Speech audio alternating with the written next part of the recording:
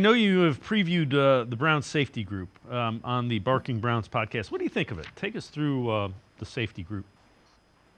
It's kind of interesting because the more I talked about the safety group last night, the more I kind of liked it as I was going through there. And I think that I've talked with Lance Reisland about, he's put it out on Twitter, and we talked to him last night about Juan Thornhill and specifically the limitations he had because of the injury last year. And I think he battled back, and I think he was better than some people wanted to give him credit for. But, his ability to be a true free safety, a center fielder, to come crashing down in the run game and to be kind of a safety blanket over the top and preventing some of these big plays, he couldn't run at top speed. And he couldn't, the kind of change of direction that he could do at a drop of a hat that made him really, really good in KC, he didn't have that last year. And so I think that this safety room from last year to this year is already significantly better if he can stay healthy. I mean, if he's out there and he's the guy he was in KC, there's a reason they paid him what they paid him. And there's a reason why people like me were so excited about Thornhill when he first got here. It just didn't really materialize last year.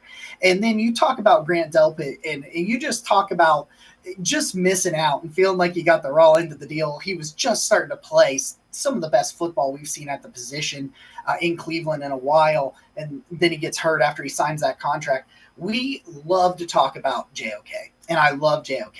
You should talk about Grant Delpit in the same breath and in the same way as here is an athlete that can do a lot of different things that can really be a game changer. I think Grant Delpit, a healthy Grant Delpit, can push for an all-pro. That's where I think he is. He's a Swiss Army knife. You put him in the slot, in the box as a linebacker. He can rush the passer. We've seen that. He can play deep safety if you really need him there. Heck, I think he could play outside corner if you were in a pinch and you really needed to put him out there. And you mix that in with a guy like Rodney McLeod behind him, he can do a little bit of the same things. He's a little older, not quite the athlete that Delpit is at this point in his career, but you've got a couple of players you can move all over the field. And we're not talking about, Ronnie Hickman and D'Anthony Bell are still there, and those are some guys that are going to really compete for some playing time and for roster spots. And so the more I break down and the more I think about the safety room, I think it's in the top half of the league. It could be a borderline top 10 group, and that's just insane.